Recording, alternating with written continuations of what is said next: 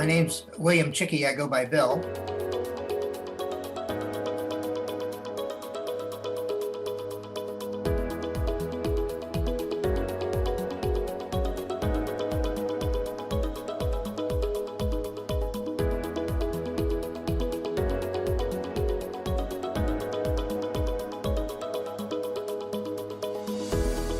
My family never, of course, we didn't have any kind of a history of AMD in our family at all. And I guess through the years, being in the military for 23 years and flying, and a lot of times with sunglasses, without sunglasses, just various things like that. You know, I really got concerned probably when I was about 50 or 55 as to what was really transpiring with my eyes. Now, the vision was starting to go a little bit. And of course, I was already on bifocals at that point. But going to the doctors, of course, they had given me this grid, and they says, you know, you need, at your age now, you need to start looking at this grid and making sure that the lines aren't going crooked or what all that.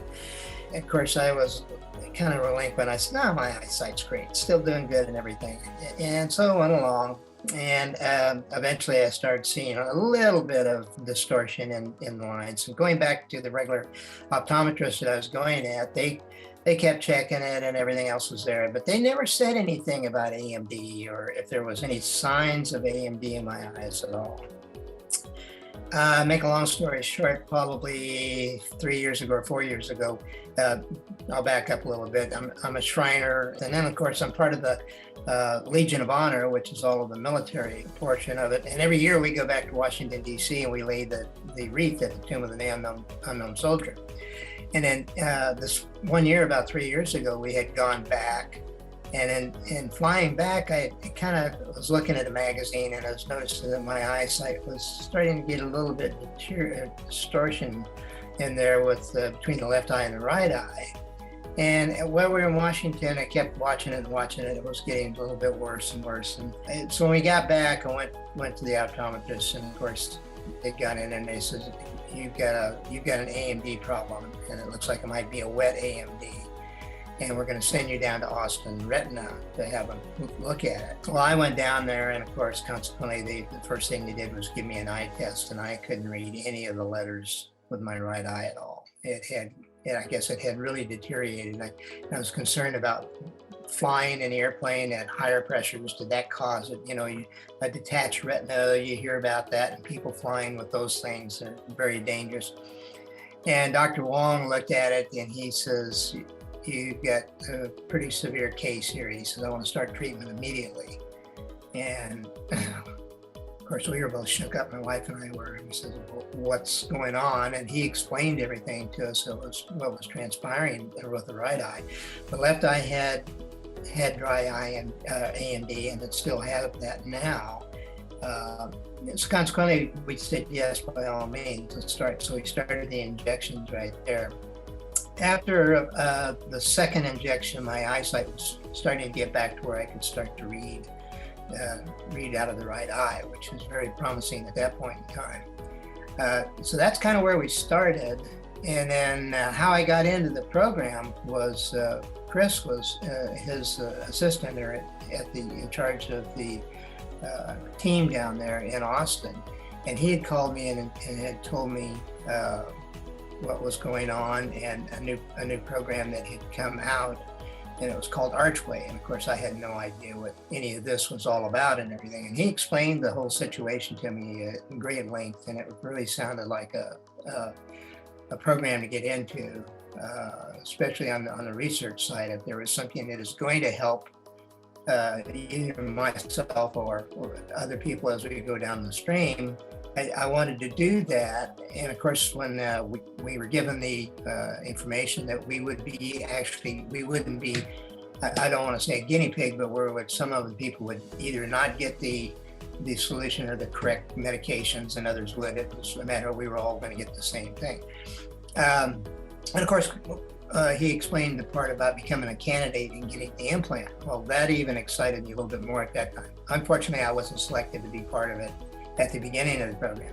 So going through every month, going down and getting an injection for 2 years, it was still working, and my eyesight was still getting a little better every time we went through this.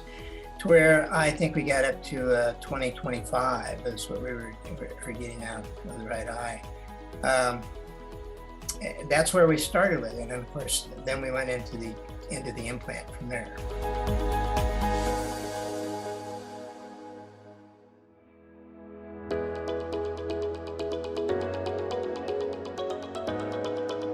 Oh yeah, time-wise, it was really restricting us because we couldn't really go on vacation, or we couldn't go anywhere, try to do travel.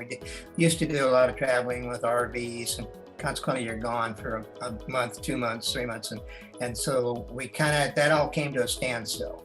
We basically had dedicated everything to making sure that we were here for the monthly injections and to go that route. Being in the Navy, you'd think I'd get used to shots after 20 some years of getting poked and everywhere else we went around, but I still didn't like the needles and never really do care for them anyway. But and the eye injections were a little discomforting. I don't think that they were you get the blurriness, you get the wetting of the eyes and so forth for about 2 days or 3 days after I would get an injection, and then it would go away, and then we'd be okay for another month, and here we go again. So getting the implant was a blessing for me, to have that put into it, to make sure that consequently that it was the right medication. It was the amount that was needed in order to control the wet AMD. Was great, and we found that at the 6-month interval we were still fine to go through that.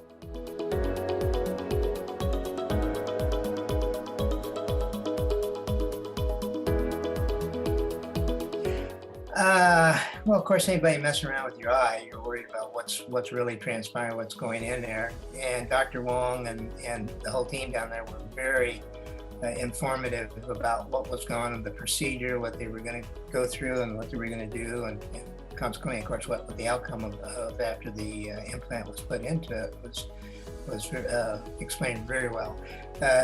Going through the operation was not difficult, not really difficult that you would think as for having an eye operation. When we came back out of it, there was, of course, a lot of redness and so forth in there because of the implant being put in. But the recovery time was, I would say, was pretty much minimal compared to what was done. And as it healed and started to cover over, and I kept going down every month to make sure that things were still working right, it was great. It was really, really neat to see that kind of a procedure and the technology that had come a long way.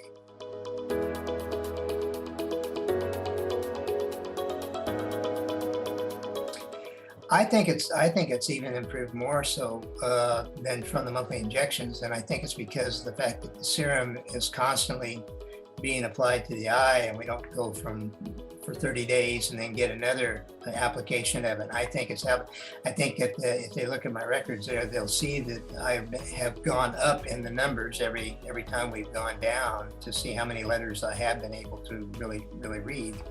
And I think they said the last time I was back here, we were almost at 20/20 on it, which is fantastic. I still have the crookedness and the lines on the letters and so forth as I go through the alphabet or reading or whatever it may be, but it's still improved where I don't have to search and look around. I can look pretty much straight and get the letters, get them down. So it's been great. I think it's helped improve.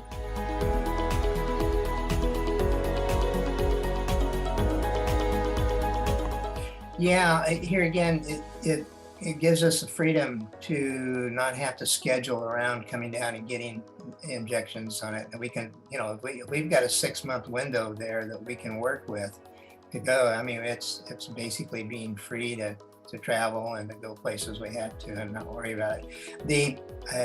I'm still a little bit skeptical because every time I go down for a review to make sure that everything is still working right, I'm still amazed that it's still there and we don't have to do another injection or so forth. So I've had my first refill on it in 6 months. I'm looking forward to the next one to see how smooth that goes.